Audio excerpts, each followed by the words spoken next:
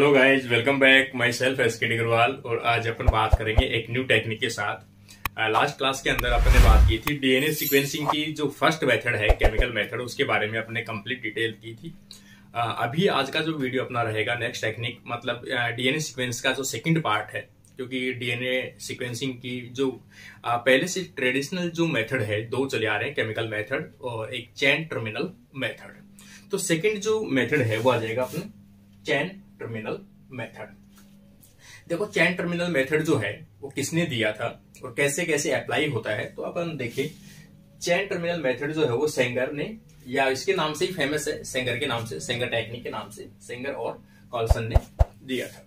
देखो, DNA sequencing के बारे में मैंने लास्ट में भी आपको बताया था कि होता क्या है डीएनए सीक्वेंसिंग। थोड़ा सा अपन वापस देख लें एक बार कि डीएनए सीक्वेंसिंग का मतलब है कोई भी न्यूक्लियोटाइड है डीएनए के ऊपर, उनका क्रम कैसा है। ठीक है, series of nucleotides on DNA. DNA पर उपस्थित न्यूक्लियोटाइड के अरेंजमेंट को ही अपन क्या कहते हैं, डीएनए सीक्वेंसिंग कहते हैं, या फिर अपन इसको ऐसे भी कह सकते हैं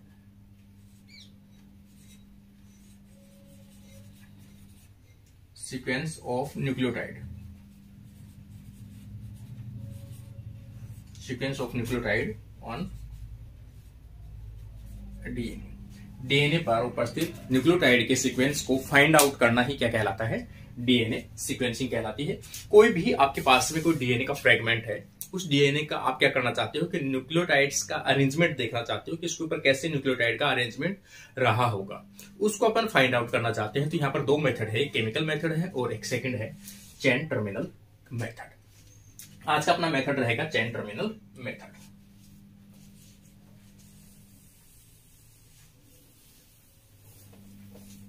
देखो, चेन टर्मिनल मेथड के नाम से भी है कि चेन टर्मिनल मेथड इसे क्यों कहते हैं, तो इसके अंदर कुछ ऐसे केमिकल्स, ऐसे न्यूक्लियोटाइड्स यूज में लेते हैं जो क्या करते हैं, डीएनए सिंथेसिस को रोक देते हैं। उसी आधार पर इस मेथड को डेवलप किया गया है।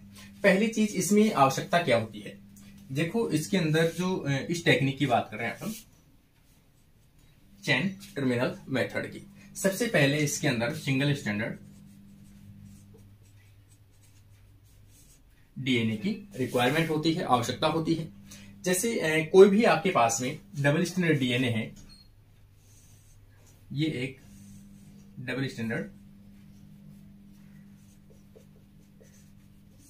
डीएनए है, ठीक है, 5 प्राइम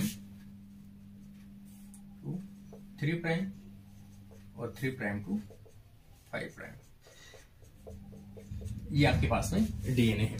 इस डीएनए की आप सीक्वेंसिंग करना चाहते हैं। सपोज ये न्यूक्लियोटाइड का जो सीक्वेंस है ये कितने हैं, 8 बेस पेयर। कितने न्यूक्लियोटाइड हैं यहाँ पर, 8 बेस पेयर न्यूक्लियोटाइड है। जैसे अपन यहां पर देख सकते हैं कि अगर मैं इसको यहां लिखूं, एक सीक्वेंस को यहां लिख देता हूं मैं, ए C G A T T ए जी, ये आपके पास में एक न्यूक्लियोटाइड की सीक्वेंस है। ठीक है, एक एग्जांपल ले रहे हैं अपन, एक न्यूक्लियोटाइड की सीक्वेंस है। कितने बेस पेयर हैं इसके अंदर, 8 बेस पेयर की एक छोटी सीक्वेंस है। अपन इसी को फाइंड आउट करना चाहते हैं इस मेथड के द्वारा। ये एक एग्जांपल लिया है मैंने, इसको अपन फाइंड आउट करना चाहते हैं। सबसे पहले आपके पास में डीएनए का डबल स्टैंडर्ड डीएनए होता है कोई भी, उस डबल स्टैंडर्ड डीएनए को आपका पहला जो फर्ज है, इसका अंदर रिक्वायरमेंट है आपको होता है कि double standard DNA convert into single standard DNA. तो यहां पर convert into single standard DNA. देखो, डबल स्टैंडर्ड डीएनए से सिंगल स्टैंडर्ड डीएनए की मल्टीपल कॉपीज प्राप्त करने के लिए आप या तो यूज में ले सकते हो पीसीआर, या यूज में ले सकते हो कोई भी वेक्टर। ठीक है, तो वेक्टर के द्वारा आप सिंगल स्टैंडर्ड डीएनए कॉपीज प्राप्त कर सकते हो यहां पर। जैसे एक तो बाय पीसीआर, पीसीआर के द्वारा आप डबल स्टैंडर्ड डीएनए की मल्टीपल कॉपीज प्राप्त करके उससे आप डीनेचुरेशन करके सिंगल स्टैंडर्ड डीएनए प्राप्त कर सकते हो। इसके अलावा इस टेक्निक के अंदर खासतौर से सिंगल स्टैंडर्ड डीएनए जो प्राप्त किया जाता है वो एक वायरस के द्वारा प्राप्त किया जाता है, M13 वेक्टर, जो क्या है, वायरस है। M13 क्या है, वायरस है। M13 वायरस का जो वेक्टर है, इस वेक्टर को, ये वायरस है M13, इस वायरस के जो वेक्टर होते हैं कैसे होते हैं, लीनियर होते हैं। लेकिन जैसे ही आप इस वेक्टर के बीच में आप डिजायर्ड डीएनए डालते हो तो वहां पर ये इंसर्ट करते हैं अपन इसमें, बैक्टीरियल सेल में, ई कोलाई के अंदर। तो ई कोलाई की इसके अंदर क्या करता है, ये सर्कुलर फॉर्म के अंदर डीएनए की मल्टीपल कॉपीज प्राप्त करता है। ठीक है, ई कोलाई के अंदर मल्टीपल कॉपीज प्राप्त करते हैं। यहां से अपन इसकी जो लीनियर डीएनए है, जैसे ये पैक होगा किसके अंदर, वायरस के अंदर पैक होगा, कौन से, M13 के अंदर। और जैसे वायरस के अंदर पैक होगा तो ये लीनियर कंडीशन के अंदर डीएनए की मल्टीपल कॉपीज प्राप्त हो जाएगी आपको। ये आप लीनियर मल्टीपल कॉपीज प्राप्त कर सकते हो, linear single standard DNA multiple copies of desired DNA. Desired DNA की मल्टीपल कॉपीज आपने प्राप्त की किस मेथड से, M13 जो वायरस वेक्टर है उस वेक्टर की सहायता से आपने मल्टीपल कॉपीज प्राप्त कर दी है। ठीक है, सबसे पहला जो आपका रिक्वायरमेंट है वो है आपको सिंगल स्टैंडर्ड डीएनए की मल्टीपल कॉपीज को प्राप्त करना। आपने कॉपीज प्राप्त कर ली है, यहां पर इनको आप लेबल कर सकते हो फ्लोरोसेंट डाई की सहायता से, फ्लोरोसेंट डाई की सहायता से आप इनको लेबल कर सकते हो 5 प्राइम के ऊपर, और 5 प्राइम पे लेबल कर सकते हो फॉस्फेट के ऊपर। दूसरी चीज अपन देखिए कि इसमें सिंगल स्टैंडर्ड डीएनए, ये जो मेथड है किसके बेसिस पे है, तो मेथड बेस पे है ये रेप्लिकेशन बेस्ड।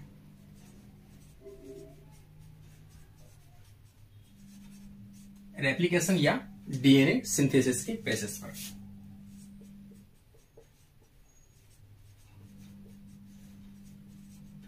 डीएनए सिंथेसिस की बेसिस। इसमें होता क्या है, जो सिंगल स्टैंडर्ड डीएनए आपने यूज में लिया है, इस डीएनए की मल्टीपल कॉपीज बनाई जाती है किसकी सहायता से, पीसीआर की सहायता से। सीधी सी बात है, किसकी सहायता से मल्टीपल कॉपीज बनाओगे, पीसीआर की सहायता से बनाओगे। 1 बाय 1 आप न्यूक्लियोटाइड क्या करोगे, उसके अंदर ऐड करते जाओगे। तो ये अपन इसको ऐसे भी कह सकते हैं, पीसीआर बेस्ड है। अब देख लो, पीसीआर यदि बेस्ड है तो इसमें क्या क्या रिक्वायरमेंट है, तो यहां पर अपन कह सकते हैं प्राइमर्स की आवश्यकता है, जो आरएनए का एक शॉर्ट मॉलिक्यूल होता है, यहां पर डीएनए का मॉलिक्यूल भी ले सकते हो। प्राइमर का मतलब ओलिगोन्यूक्लियोटाइड सीक्वेंस।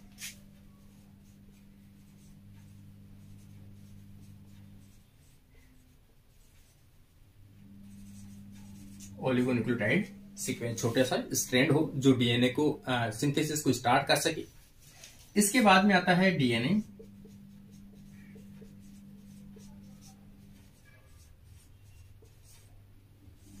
पॉलीमरेज। एक डीएनए पॉलीमरेज, ऐसा डीएनए पॉलीमरेज होना चाहिए जिसके अंदर एक्सोन्यूक्लियेज एक्टिविटी है वो नेग्लिजिबल हो या एक्सोन्यूक्लियेज एक्टिविटी एब्सेंट हो। ऐसा डीएनए पॉलीमरेज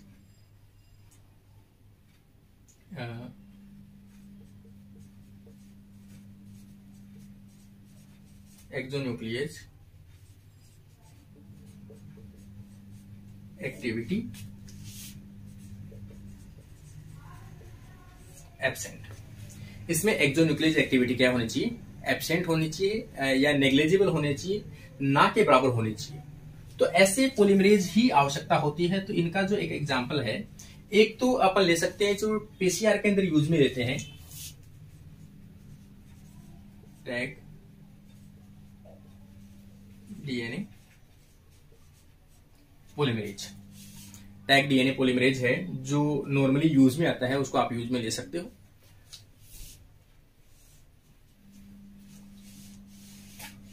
इसके अलावा करंट के अंदर जो चल रहा है कि कौन सा एडवांस जो यूज में लेते हैं, तो यहां पर आप ले सकते हो T7 पॉलीमरेज। ये एक डीएनए पॉलीमरेज है T7 पॉलीमरेज, जो खास तौर से ऑब्टेन किया जाता है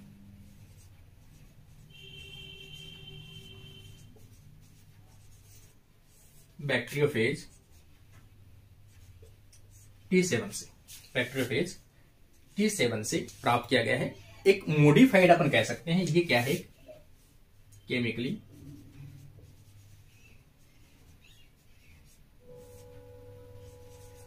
एंड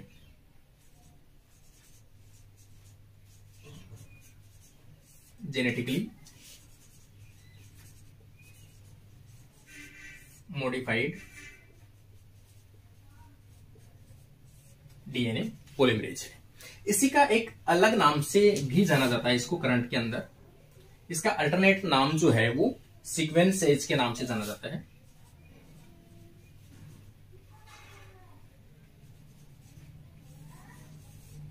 सीक्वेंसेज, ठीक है। तो चेन टर्मिनल मेथड के अंदर जो डीएनए पॉलीमरेज जो यूज में लिया जाता है वो कौन सा यूज में लेता है? सीक्वेंसेज यूज में लिया जाता है। उसी को अपन कहते हैं T7 पॉलीमरेज। ये इसको यूज में लिया जाता है करंट के अंदर, ठीक है। सीक्वेंसेज के नाम से भी है कि ये ऐसा DNA polymerase, DNA polymerase used in DNA sequencing, used in DNA sequencing. DNA sequencing के अंदर यूज आने वाला एक डीएनए पॉलीमरेज है सीक्वेंसेज, जिसका पूरा नाम है T7 DNA polymerase obtain from the bacteriophage T7 and it also have negligible exonuclease activity. नाम मात्र की एक्सोन्यूक्लियस एक्टिविटी इसके अंदर पाई जाती है। दूसरी चीज, अगर ये टैग डीएनए पॉलीमरेज की बात की जाए तो ये प्राप्त किया जाता है जो ई कोलाई होता है या फिर कोई भी बैक्टीरिया जो होता है, खास तौर से थर्मोकोकस से खास तौर से प्राप्त किया जाता है टैग डीएनए पॉलीमरेज। लेकिन फिर भी अपन बात करें कि जो बैक्टीरिया होता है,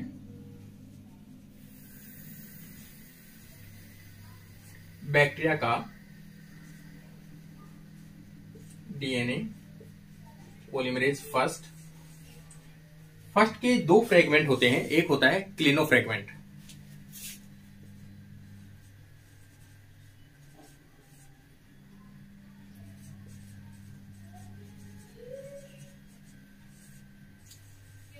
इस क्लिनो फ्रेगमेंट को यूज में लिया जाता है।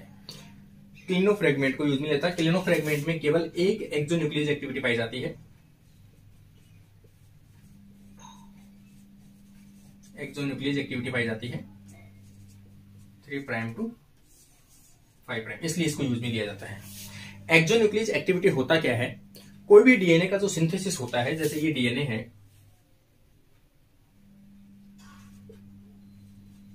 ये कोई डीएनए का फ्रेगमेंट है, इसके ऊपर डीएनए का सिंथेसिस हो रहा है 5 प्राइम टू 3 प्राइम, इस डायरेक्शन के अंदर। एक्सोन्यूक्लियस एक्टिविटी का मतलब है एग्जिट करना। एक्सोन्यूक्लियस एक्टिविटी का मतलब है न्यूक्लियोटाइड्स को रिमूव करना, उनको प्रूफ रीडिंग करना। तो ये प्रूफ रीडिंग करता है। जैसे मान लो ये डीएनए का सिंथेसिस यहां पर कंप्लीट यहां हो गया, तो ये वापस जब इसको प्रूफ रीडिंग करता है तो यहां से इसको रीड करता है इस हिसाब से कि गलत कोई न्यूक्लियोटाइड जुड़ा हुआ है तो उसको हटा देगा, चेक करेगा, इस साइड से करता है। तो कोई दिक्कत नहीं, पूरा डीएनए सिंथेसिस होने के बाद में चेक करता है। एक प्रूफ रीडिंग होती है 5 प्राइम टू 3 प्राइम। जो 5 प्राइम जैसे सिंथेसिस हो रहा है इसी डायरेक्शन में प्रूफ रीडिंग करेगा। जबकि ये प्रूफ रीडिंग क्या है? हमेशा हार्मफुल होती है। अगर ऐसी प्रूफ रीडिंग साथ साथ की, अगर यहां गलत न्यूक्लियोटाइड जुड़ गया तो यहीं कट कर देगा, इसको रोक देगा। यहां गलत न्यूक्लियोटाइड जुड़ जाएगा तो यहीं कट कर देगा, आगे जाने नहीं देगा। इसलिए इस प्रूफ रीडिंग को, जो ये प्रूफ रीडिंग होती है 5 प्राइम टू 3 प्राइम, ये कैसी है? हमेशा हार्मफुल होती है। इसलिए इसको कभी भी पीसीआर के अंदर यूज में नहीं लिया जाता है, इस प्रूफ रीडिंग को। इसलिए हमेशा इसी प्रूफ रीडिंग को यूज में लिया जाता है 3 प्राइम टू 5 प्राइम की, वो यहां से रीड करे और वापस यहां आ जाए। तो कंप्लीट डीएनए बनने के बाद में प्रूफ रीडिंग जो होती है वो सरफेसली होती है। इसलिए कभी भी आपको पूछा जाए कि किसी भी डीएनए पॉलीमरेज के अंदर जो खासतौर से पीसीआर में या डीएनए सीक्वेंसिंग के अंदर यूज में आता है, उसके अंदर प्रूफ रीडिंग कौन सी पाई जाती है?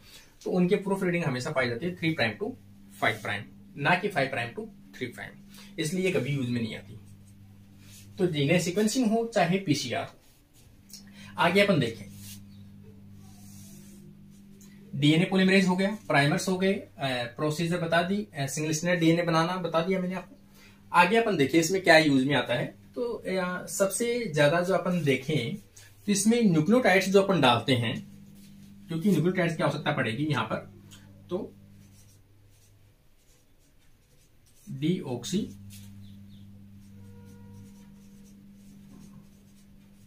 न्यूक्लियोसाइड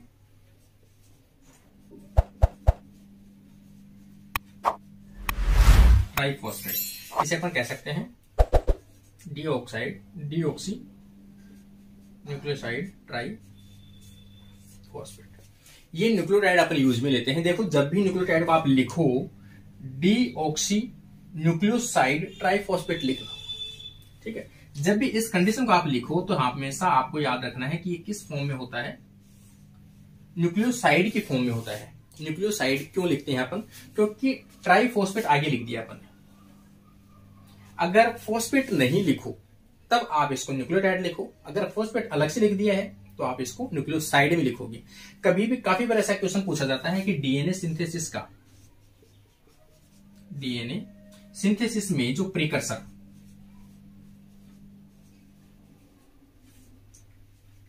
जो न्यूक्लियोटाइड होता है वो क्या होता है? तो उसका प्रीकर्सर हमेशा होता है deoxy nucleoside triphosphate.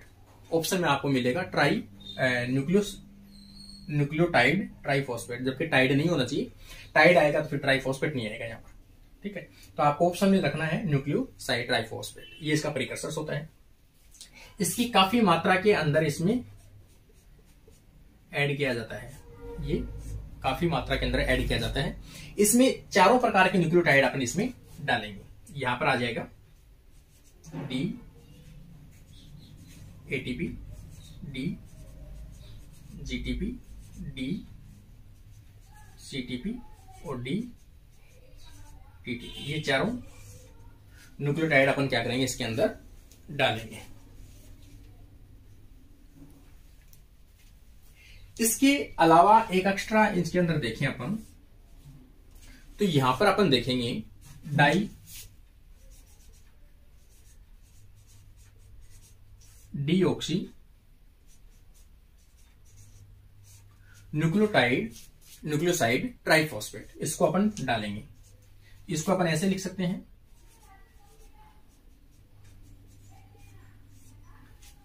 Die deoxy nucleoside triphosphate, इसको डालेंगे। ये देखो जो चार अपन टेस्ट ट्यूब लेंगे, चारों के अंदर चार रिएक्शन अलग अलग चलाएंगे, तो चारों के अंदर आपको यूज में लेना है D D ATP, D D GTP, D D TTP और डी डी सीटीपी।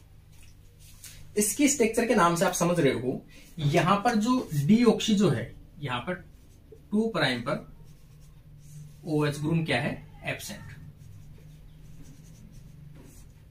एब्सेंट है। यहां पे क्या है?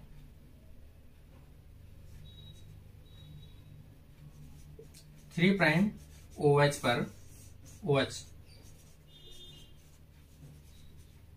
एब्सेंट।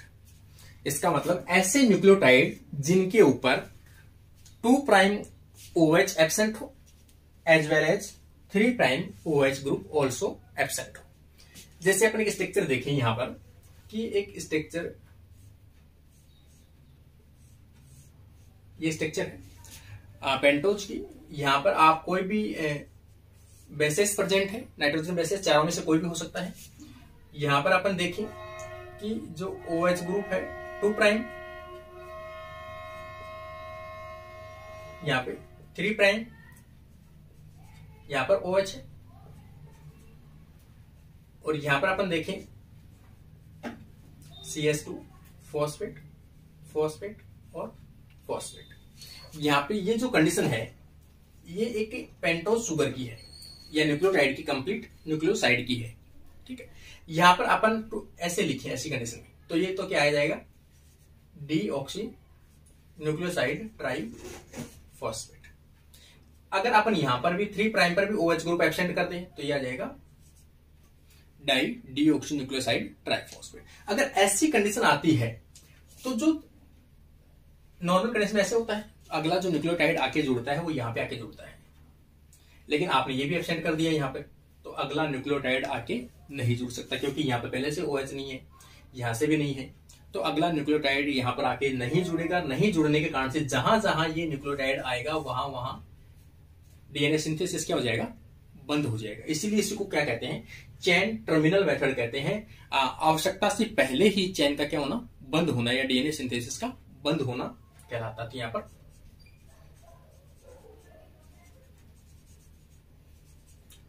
टर्मिनेशन, इसको प्री मेच्योर टर्मिनेशन भी कहते हैं, प्री मेच्योर टर्मिनेशन, आवश्यकता से पहले टर्मिनेशन हो जाना।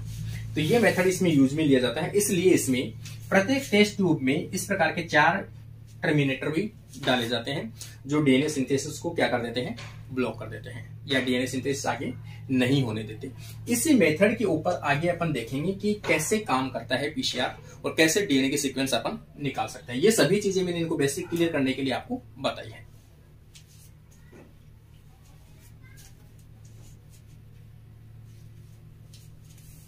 सबसे पहले अपन देखें कि इन्होंने एक डीएनए की सीक्वेंस यूज में ली है,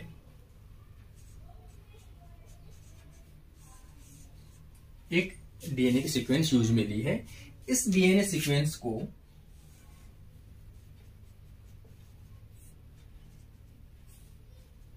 five prime to 3 prime linear structure में है, सिंगल स्ट्रैंडेड डीएनए है। अब आप इसको 4 जो टेस्ट ट्यूब है आप उसमें डालते हो,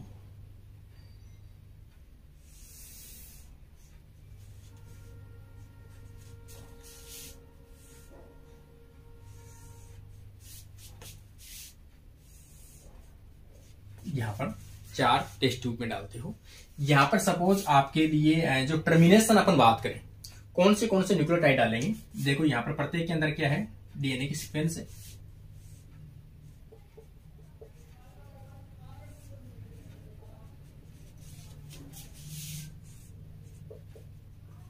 देखो जो एग्जांपल अपन लेंगे वो सिर्फ 8 न्यूक्लियोटाइड का लेंगे, 8 बेस पेयर का। ठीक है, ये सीक्वेंस इसका एग्जांपल ले रहे हैं अपन। यहां पर आपने क्या डाला है, इनके अंदर डीएनए सिंगल स्ट्रैंडेड डीएनए डाल दिया, इसके साथ में आप यहां पर डालोगे प्राइमर।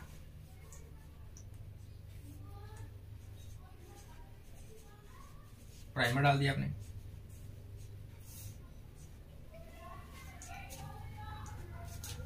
प्राइमर के साथ में आपने डाल दिया डीऑक्सी न्यूक्लियोसाइड ट्राइफॉस्फेट, ट्राइन्यूक्लियोटाइड फॉस्फेट डाल दिया आपने, न्यूक्लियोसाइड ट्राइफॉस्फेट। यहां पे आपने जो डाला है वो तो आ जाएगा एटीपी, मतलब एडेनिन डाला है इसके अंदर। यहां पे आपने डाला है डाई डीऑक्सी जीटीपी, यहां पे डाला है डाई डीऑक्सी टीटीपी, यहां पे आपने डाला है, तो यहां पर अपन जैसे यहां पर लिया अपन ने adenine, deoxy ATP, deoxy GTP, deoxy TTP और डीऑक्सी सीटीपी। इसके साथ में अगला अपन कंपोनेंट लेंगे, प्रत्येक के अंदर dideoxy ATP, dideoxy GTP, dideoxy TTP, dideoxy CTP. ठीक है, टर्मिनेशन सब में एक एक डाला अपन ने, लेकिन ये जो रहेंगे यहां पर इसकी जगह अपन एन ही कर दे तो बढ़िया है, क्योंकि यहां पर चारों न्यूक्लियोटाइड आपको डालने पड़ेंगे, इसलिए यहां पर अपन इसको एन कर देते हैं, न्यूक्लियोसाइड ट्राइफॉस्फेट। ये कॉमन है क्योंकि इसके अंदर चारों न्यूक्लियोटाइड आ जाएंगे यहां पर, ए, जी, टी और सी, सबके अंदर कॉमन है। ठीक है, अब आपने जो डीएनए फ्रेगमेंट यूज में लिया है और ये प्राइमर यूज में लिया है, ये सभी जो प्रोसेस है कहां पे परफॉर्म करोगे आप? किसी पीसीआर के अंदर परफॉर्म करते हो, और पीसीआर में जैसे ही परफॉर्म करते हो तो यहां जो ये प्राइमर है, ये प्राइमर क्या करेगा? डीएनए का सिंथेसिस स्टार्ट कर देगा। डीएनए का क्या करेगा? सिंथेसिस स्टार्ट करेगा, क्योंकि अपने क्या डाल रखे हैं? न्यूक्लियोसाइड ट्राइफॉस्फेट डाल रखे हैं, और एक एक डाल रखा है अपन ने डाई डीऑक्सी। जहां जहां ये न्यूक्लियोटाइड जुड़ेंगे, जहां जहां जी आएगा वहां पर क्या हो जाएगा? चेन का टर्मिनेशन हो जाएगा, क्योंकि जब जी आएगा, जी आते ही ऐड हो जाएगा, और जब ये ऐड होगा तो इसमें मैंने आपको बता ही दिया 3 प्राइम OH क्या है? एब्सेंट है, और 3 प्राइम OH एब्सेंट है, वहां पर चेन का क्या हो जाएगा?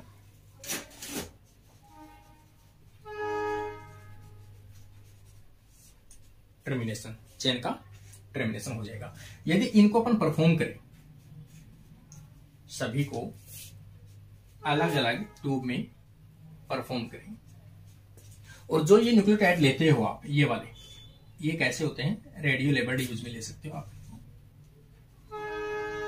ये कैसे हैं? रेडियो लेबल्ड, ताकि अपन जेल इलेक्ट्रोफोरेसिस के अंदर जब इनको रन करेंगे तो अपन उनको ऑब्जर्वेशन कर सकें। यहां पे आपने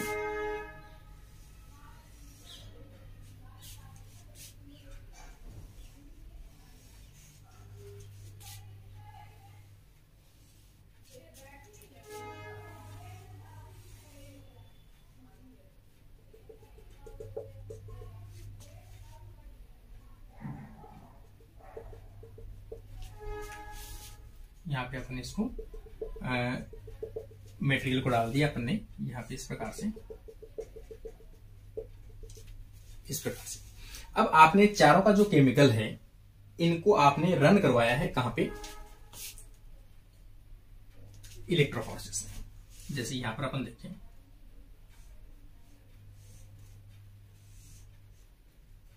यहां पे थोड़ा सा बड़ा बना लेते हैं अपन,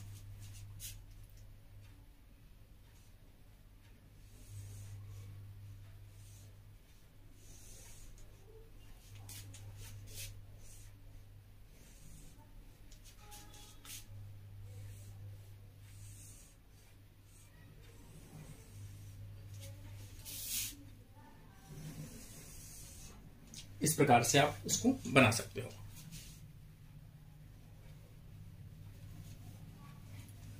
जैसे यहां पर अपन ने बना लिया इसको, सपोज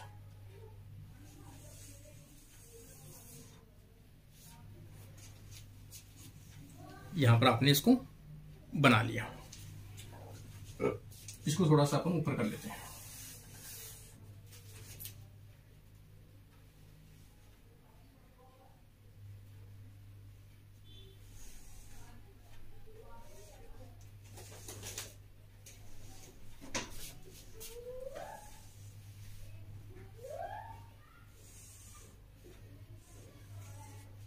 इस प्रकार से आपने क्या किया है? एक जेल इलेक्ट्रोफोरेसिस स्टार्ट की है। इसके अंदर अपन जैसे ही इन डीएनए को लोड करेंगे, इनकी जो रिएक्शन हुई है पीसीआर के अंदर, इनको अपन जैसे ही लोडिंग करेंगे, यहां पर इसको अपन क्या बोलते हैं? लोडिंग। अपन को क्या करते हैं? सैंपल को लोड करते हैं, किसके? जेल इलेक्ट्रोफोरेसिस के अंदर।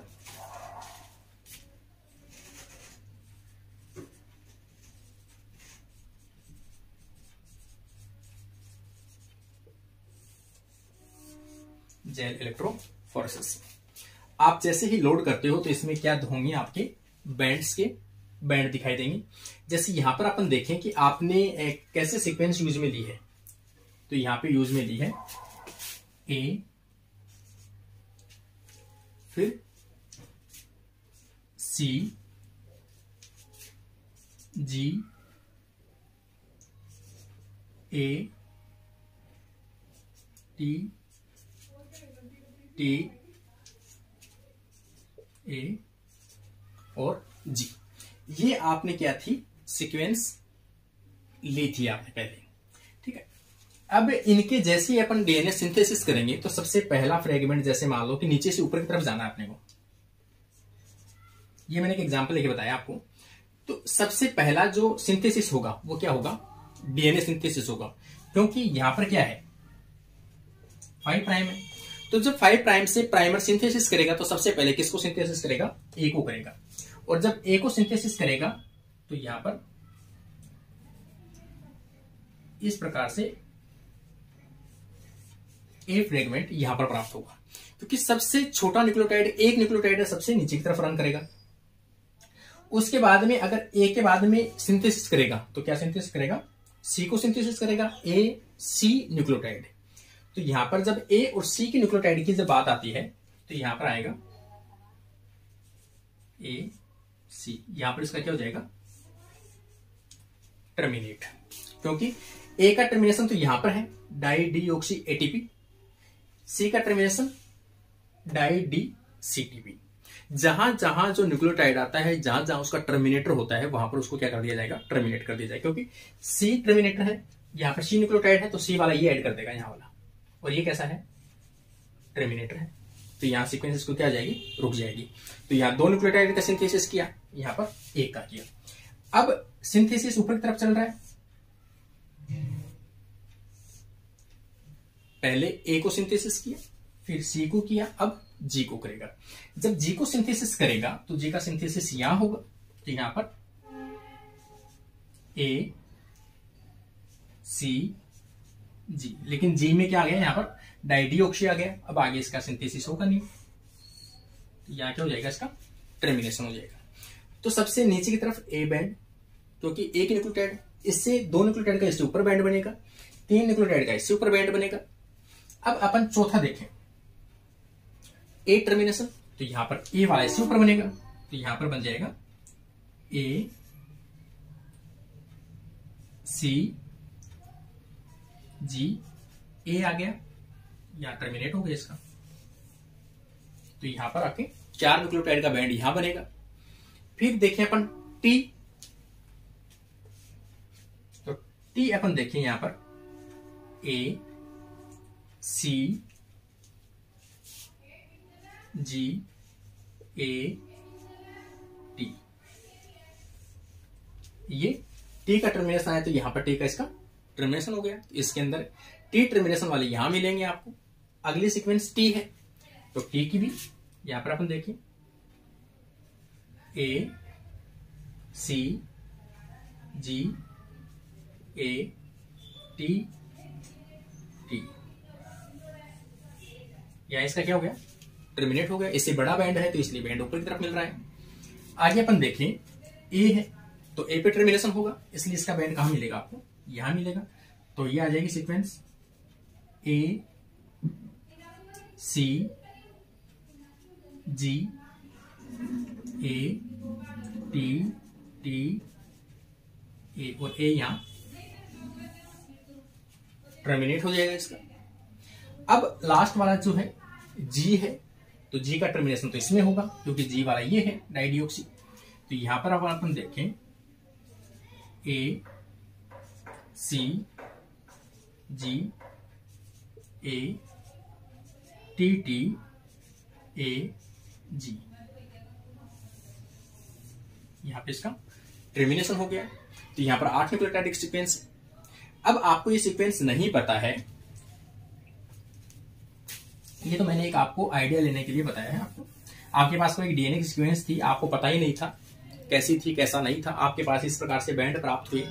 अब आप आइडेंटिफाई करना चाहते हो कि नीचे से ऊपर की तरफ जाना है। सबसे पहले आपको याद रखना, जब भी सीक्वेंस पीसीआर अपन बनाते हैं, इलेक्ट्रोफोरेसिस के ऊपर रन करते हैं इनको सीक्वेंसिंग के दौरान, तो नीचे से ऊपर की तरफ रीड करते हैं और नीचे अपन 5 प्राइम लगा लेंगे, ठीक है। तो यहाँ पे सबसे पहले नीचे की तरफ से बैंड लेके चलेंगे, तो सबसे पहले नीचे वाला कॉलम है ए। अब आपको इससे मतलब नहीं है यहाँ कितनी सीक्वेंस, यहाँ कितनी सीक्वेंस, आपको तो बैंड प्राप्त हो रहे हैं, यहाँ पर एक बैंड है, यहाँ पर एक बैंड पर है, यहाँ पे एक, आपको सिर्फ बैंड दिख रहे हैं। तो मैंने आपको समझाने के लिए बनाया है, आपके पास कुछ भी नहीं है। आपके पास ऐसे सीक्वेंस सिर्फ जहां पर आपके पास में बैंड अवेलेबल है, ये कुछ चीजें नहीं है। यहाँ 1 बैंड, 2 बैंड, 3 बैंड, 4 बैंड, ऐसे बैंड 8 बैंड प्राप्त है आपके पास। तो यहाँ पर आप देखोगे इसके बराबर तो ए लिख लिया, क्योंकि ये कॉलम कौन से में है, ए वाले के अंदर है, तो यहाँ पर ए लिख लिया। यहां पर अपन देखें कॉलम सी के अंदर है, तो यहां पर आप लिख दोगे सी। अब ये कॉलम मिला आपको, तो यहां लिख दिया आपने जी। यहां कॉलम मिला, आपने लिख दिया ए। यहां पर बैंड मिला तो टी। जस्ट ऊपर वाला बैंड मिला टी। जस्ट ऊपर वाला बैंड मिला ए। जस्ट ऊपर वाला बैंड मिला जी। आपके पास में ये सीक्वेंस 5 प्राइम टू 3 प्राइम प्राप्त हुई है। ये जो फ्रेगमेंट प्राप्त हुए हैं आपको, ये कैसा फ्रेगमेंट है जो अभी डीएनए का सिंथेसिस हुआ है।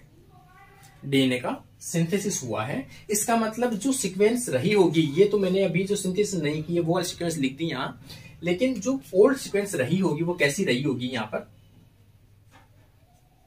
T G C T A T C, ये सीक्वेंस इसकी रही होगी।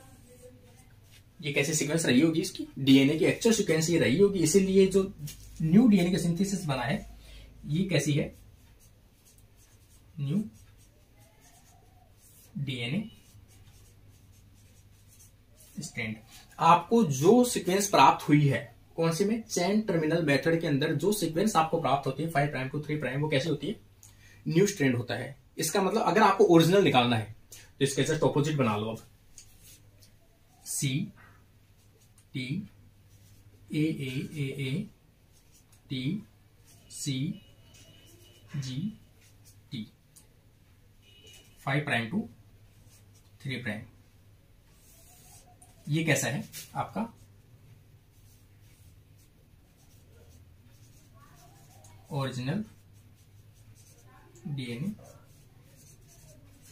स्ट्रैंड। ये आपको क्या हो गई, जिस डीएनए की आप सीक्वेंसिंग करना चाहते थे वो ये डीएनए है, ये डीएनए है। तो इसकी ओरिजिनल जो सीक्वेंस आई है 5 प्राइम टू 3 प्राइम, वो कैसी आई है, सी टी ए टी सी जी, 1 2 3 4 5 6 7 जी के बाद में टी एट। ये ओरिजिनल सीक्वेंस आपके पास में प्राप्त हुई है। इसका मतलब ये आपके पास में सीक्वेंस रही होगी तभी ये बैंड्स आपको सिंथेसिस न्यू डीएनए का स्ट्रैंड बना होगा।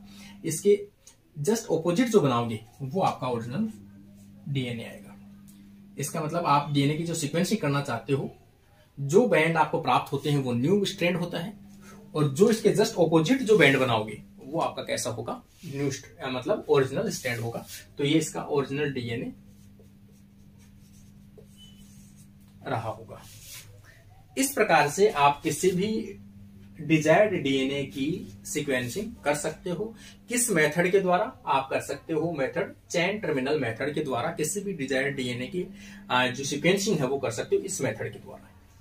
ये मैंने आपके सामने एक सिंपल सा मेथड मैंने कोशिश पूरी की है कि आपको इजीली समझ में आ सके, पूरी डिटेल मैंने कोशिश की बताने को आपको। फिर भी आपसे उम्मीद करता हूँ किसी भी प्रकार की मिस्टेक्स होती है तो आप कमेंट बॉक्स में कमेंट जरूर कीजिए। उम्मीद करता हूँ आपको वीडियो पसंद आया होगा। अगर पसंद आता है तो इस टेक्निक को ज्यादा से ज्यादा शेयर कीजिए ताकि काफी स्टूडेंट्स को हेल्प हो सके। Thank you friends.